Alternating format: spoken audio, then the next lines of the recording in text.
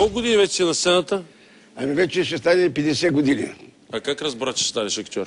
Ами разбрах още в гимназията от тая учителката си по немски език. От кого? Учителката си по немски език. Защо? Тя много му обичаше, понеже аз правих майтапи в клас и тя викаше: Калоянчев, молите се, напусти ми класа, нямайте пишосъствие. И аз си излизах, няма да ми пишосъствие. И тройки, четворки. Добре, накрая на годината, последния срок дойде един мъж, учител Георгиев. И веднага, като разбра колко знам, двойки, и трябва да се ява на поправителен изпит. Приех, мамо, ставаше, аз поне не знам, че нищо не знам. Намерих един приятел в театъра, аз живея на 10 метра от театъра. Бат Данчо се казва. Викам: Бат Данчо, ти живееш заедно с този учител по немски език Георгиев. Кажи го 2-3 лафа да ми даде изпит, да ме врача. Вече му кажа. Той му казва: аз зависим от това. Сутринта рано, 7 часа пред къщата му. Седим и чакам. Излиза той, и аз: Гутен даг. Гутен даг. Той: какво става, бе? Ами, аз днес имам изпит при вас. Какво? Викам, така, нали, Бат Данчо, викам: обади ли ви са? Каза ли той Гутен даг? Каза, вика, всичко наред. Викам: хубаво, не го не знаеш този език, толкова години си го учил, бе. Викам: знам го, бе, да не му объркате. И явявам се, аз виждате, личите, взимам аз едно личи, пада се 10 реда от една книга да приведа, биографията Шилер да каза и глагола ген да го спрегна. Кой глагол? Ген. Гинги-гиганген. Взимам аз сега, дава ми той един речник, търся, гледам другите момчета, влизат и влизат, държат изпита, аз още търся първата дума. И му викам: господин Георгиев, тогава господин, това беше 46-та година, на някои хора викахме господин. На други другари. На други другари. Да.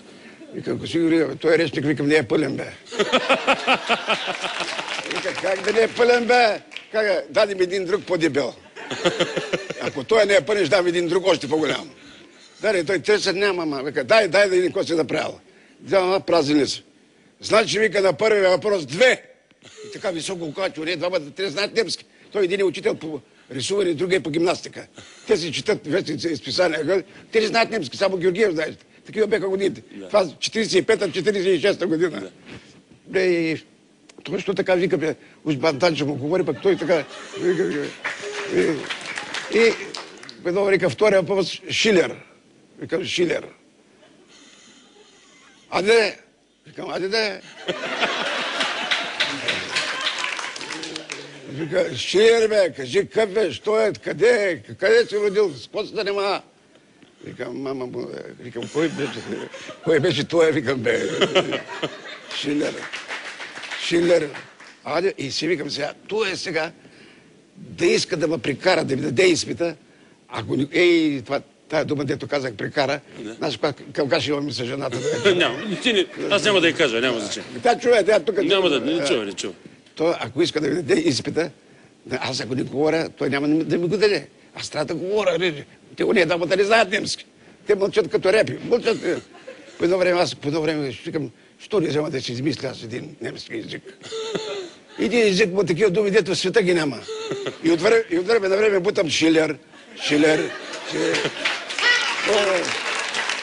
Айне, клайне, зиги, зали, Шилер, зали, зинги, занги, заказунги, Шилер, зали. Той ме гледа, аз продавам. Зинген, занги, заказунги, Шилер, зали. Вика: Генук. Генук, даже с достатъчно. Генук. Викам: нямам за Генук, имам за Шилер.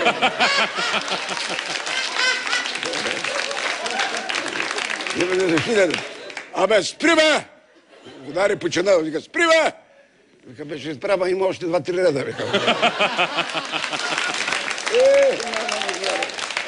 Сега гледам го, мисли, какво да ме прави? Мисли, по едно време вика: третия въпрос.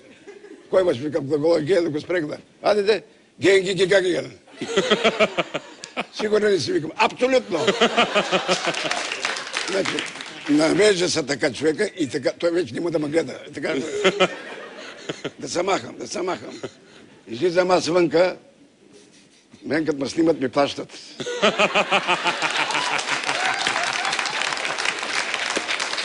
Той работи при нас. добре, той работи при нас, може. Добро момче, много наш човек, да. Добре. Излизам и го чакам вънка. Час не мина, два ли, колко мина, излиза за той и аз подирам. Господин Георги, той като бургазлиите имат един лав. Викат въ. Той като поведе, вика въ. Вика, какво правиш тебе? Вика, какво да прави, нали, Баданчо, ви се обади да ми дадете. Абе, говориш ти, гледаш, слушам те, нищо не разбирам, бе. Добре, викам, да не би да съм го забрал този език, какво става с мене. Викам, колко ми писа? Колко ти пише, бе? Писах ти едно 3 да се махаш от главата ми. Добре, викам, да, ти кой ще прави сега, бе? Аз стоям, викам, в казармата, викам, в ЖП училище, ще фана занаят, викам, така, викам, ще изкарам казармата. Ти си луд, бе. Стани артист, бе. Ти беше така нахален, като артист, вика нахален, вика, бе. Един артист, вика, трябва да умей хубаво да лъжи и да си вярва на това, което говори. Ти го имаш това нещо. Един артист и в лъжата, вика, трябва да си вярва, за да го повярва, вика, и публиката. И така направих. Не отидах в ЖП училище. Коя беше тази тъжна роля, дето искаш да изиграеш, този тъжен монолог? Той е от кабарето. Кабаре номер 2 имаме сега. Той е на Любчо Певски. Ако искаш, мога да го кажа веднага. Заповядай. Безбройни са световете кръговратности, в които се вре човек и своя си живот. Докато е малък човек, стига да протегне ръчичка, да се усмихне или просто да каже мама и всички го трупат с похвали. И колкото повече се източва човек, колкото по-голям става, толкова повече похвалите намаляват, за да се изгубят накрая кой знае къде по трудните друмища на голямата световна похвала, за да се разпилеят глупашки битки, наивни победи и безплодни занятия.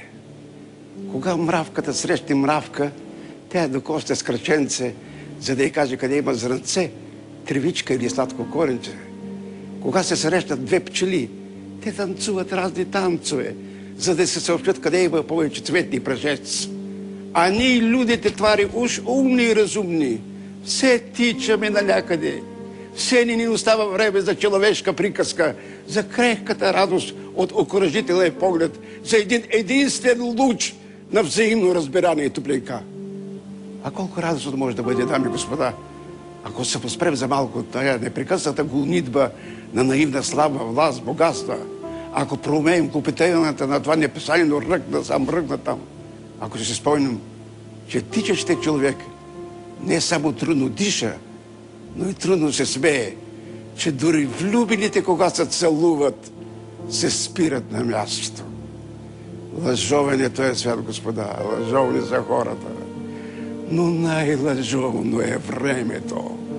Чака то човекът да захласне в нещо красиво, в влюбени очи, румен залез и хоп, търго бръчка на лицето, ръска на душата, бяло му плисне в косите, залепи му печално устни. Какво се викате, а? Калната какви ги приказва, колко е нещастен. Нищо подобно, млади хора. У мене няма боязън. В тялото на всеки един от нас има толкова много фосфор, че от него могат да се направят 2000 клечки кибрид. Представете ли си какъв огън ще бъде това? А ние какво? Тук драснем клечка, там драснем клечка и накрая последната догаряща клечка лекичко пада в пребръзналите ръце на стария човек. Мой беден български народ, в душата ти припускат гладни ветрове, в нивята ти кълнат бурени, в домовете ти кълне безверие. Мой нежен и раним български народ, надарен и търпелив, лъган и ограбен от светове интереси, от чужди съветници и свои безбожници. Мой нещастен български народ, ние, твоите чада, където и да се намираме, граничим с България. И на тая граница битичари няма. На тая граница стои нашата съвест, нашата доблест, нашата толерантност, гробовете на тия, които са били преди нас и люките на тия, които идват след нас. Мой нещастен български народ, заради страданието ти поклон. Уважаеми дами и господа, когато няма хляб, има една стара приказка. Имало едно време един дядо и една баба. Когато няма сол, има сълзи. И от тях ще я добием. Но когато няма вяра, тогава е страшно. И когато нямате хляб, аз ще ви обичам. И когато нямате работа, аз ще ви обичам.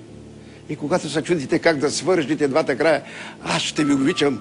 Спомнете си, че някой някъде ви обича. Тази страна ви обича, слънцето, небето, цветята, горите, полята, морето, че България ви обича. Млади хора, дано във вашите спомени звънне понякога и моя гласец. Дано във вашия път напред се гуши някъде и моя милс. Дано когато ви е доста тъжничко или веселичко, си спомните за оня стар господин, който в късните дни на есента на своя живот дойде при Слави Трифонов.